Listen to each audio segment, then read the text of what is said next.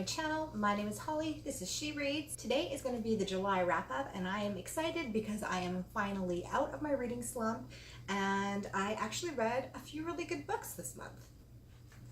So I started off by reading The Cult on Fog Island by Mariette Lindstein, and I really enjoyed this one.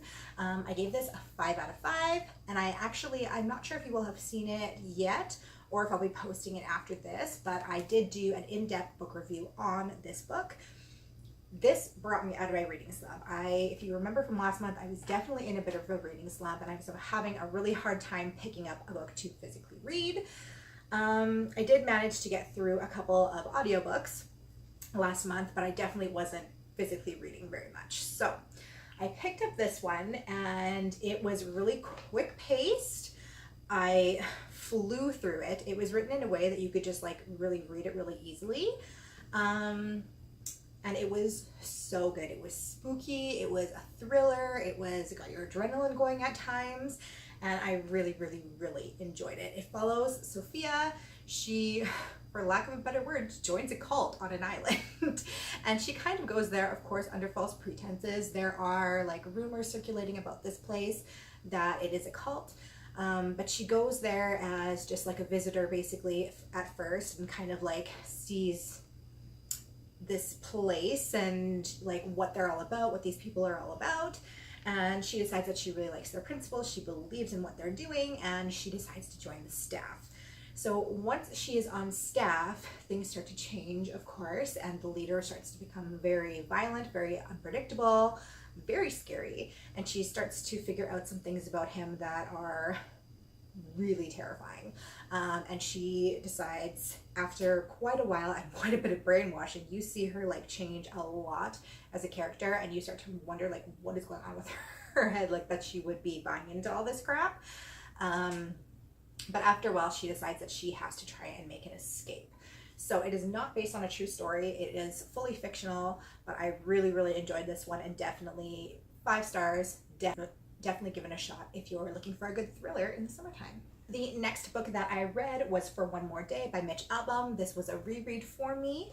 And this one is about a man who is basically at the end of his rope. He is having such a hard time in life, and he decides that he's going to go back to his childhood home and take his own life. He really regrets the relationship that he had with his mother towards the end of her life, and she had died a few years previously. And once he gets home to his old childhood home, he walks in the door and he finds that she is there. So, I mean, she's not really physically there, but he ends up spending this one last day with his mother, and it kind of changes his outlook on his own life. And he realizes that he still has a lot of living to do yet, and he completely changes as a person. So this one, 5 out of 5. I mean, Mitch Albom is my favorite author, so I generally give all his books a 5 out of 5. He writes with intent, and all of his stories end up having a really powerful lesson attached to them. So I definitely recommend this for sure. The next book that I picked up was The Lighthouse at the End of the World by Stephen Marlowe, and I have discussed this book on here a few times, and this is going to be the next Bestie Book Talk video that I'm going to be putting out. So my friend Georgia and I decided to read this one together, and then we're going to come together and do an in-depth book review on it together. So I'm not going to spoil it too much, but basically it is a fictional story about Edgar Allan Poe and the week that he goes missing. Wasn't really that good. That's all I'm gonna say. I'm not even gonna give a rating on it. You guys can definitely check out in a couple of videos the Bestie Book Talks that I'm going to be posting. We're going to be filming it this weekend, so I am very excited to do that. Love having those book discussions with my friend. But yeah, this one was a disappointment, I'll just say that. The last physical read that I got through was The Happiness Equation by Neil Parshishka, and this is the first book that I read for Booktubeathon. As I'm filming right now, we are smack dab in the middle of Booktubeathon, and I did finish this book first. I read part of it and I listened to part of it on audiobook. This one, I would say I probably give it a 2 out of 5. Another book that's kind of similar, The Happiness Project by Gretchen Rubin. Actually have it. Oh, it's right here. very similar covers. I'm not sure which one was first, but this one is 100 times better than this one, like easily. It actually probably will be giving this book away. I will probably never read it again, whereas this one was really, really good. But basically, I just kind of found his key to happiness was kind of silly. Like, I don't know, he has like a huge part in here about how people shouldn't retire and how not retiring will make you happy, because if you retire, you're going to lose your sense of purpose in the world. And I'm just like sitting here thinking, like, don't most people want to retire? Like, don't most people want to golf all day, like, and do whatever they want? Like, I don't know very many retired people that feel that they have lost a sense of purpose in their life. And the ones that do, they still work because they know that retiring isn't for them. But he kind of makes it seem like retiring should be for nobody, and it's like a foreign concept that was made up by the Nazis and all this stuff. Like, it just, like, I don't know, it was just, it wasn't very good. I just didn't find any of his advice to be really relevant to my life. I mean, maybe to some people it would, but yeah, I don't know. Meh, 2 out of 5, if that. I read 2 audiobooks, or listened to 2 audiobooks this month.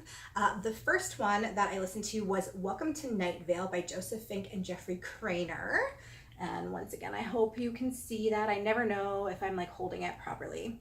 But this one was really, really good. I would say I'd give it maybe a 4 out of 5, maybe even a 4.5 out of 5. It's set in this world, Night Vale, that's like really, really weird. Like, this place like defies all like laws of physics, and like it's just an odd place. And there is several times throughout that I just like burst out laughing as I'm walking around listening to this, because it's just like some of the things that they say in there. I thought I had an example. I wish I had the physical book here that I could like give you guys an example of how ridiculous this town is, but it's just like, it's just absolutely ridiculous. I don't even know how to further explain it other than it's ridiculous. But basically it kind of like goes, basically it follows this woman who's looking for her son. He goes missing in this crazy town, and then there's this like weird guy that keeps popping up that this other character starts to search for. So it eventually leads these 2 women to search together. One is looking for this weird man and one is looking for her son, and they end up going to this other town and finding both of them there. So I don't want to get too much into it, but it's just like, it's definitely worth a read. It was really, really enjoyable. I laughed quite a bit, and it was just really good world building. I sometimes have a hard time with fantasy, like trying to imagine the worlds in my mind, but this world like was just, it was really awesome. It was a lot like our own world, but just like weird things happened there. Like, they didn't, for one instance, they didn't have a police force. They had a secret police force, and like it was exactly the same as a normal police force, but they were called the secret police force, and you weren't allowed to even like think in your mind that they existed. Like, if you get pulled over, you had to like just sit there and like not like pretend you weren't even being pulled over. Like, it was just weird, really weird things, but it was really enjoyable. I give it about a 4.5 out of 5. And apparently there's like this whole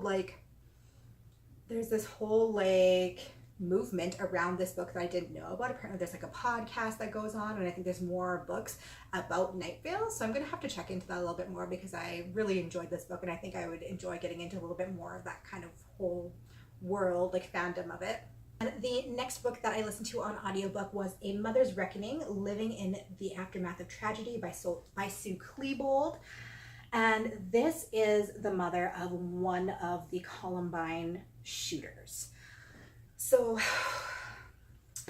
this one was tough, you guys. It was such a good book. It was so well written, and I cried. Like, I bawled my eyes out pretty much the entire time reading this. And I really don't listen to books that like make me feel stuff like that, but I was so interested in this. Like, oh, this poor woman and their poor family. Like, you just, you think of a tragedy like that, and you immediately feel, of course, for the students and their families, but you don't really think about the parents of the person who did this. And they got blamed for so much. They got sued by almost every family that was affected by this. And I mean, obviously they had no idea that their son was planning to do this. Like so many people, like so much of the book was that, you know, people assume that somebody who's capable of doing something like this grew up in a broken home or a home filled with abuse or whatever. But in listening to this story, this was an average family. This was, you know, like they did their best to parent their children. They had rules. They, you know, they disciplined their children. They were never abusive. They loved their children. They hugged their children. They were great parents.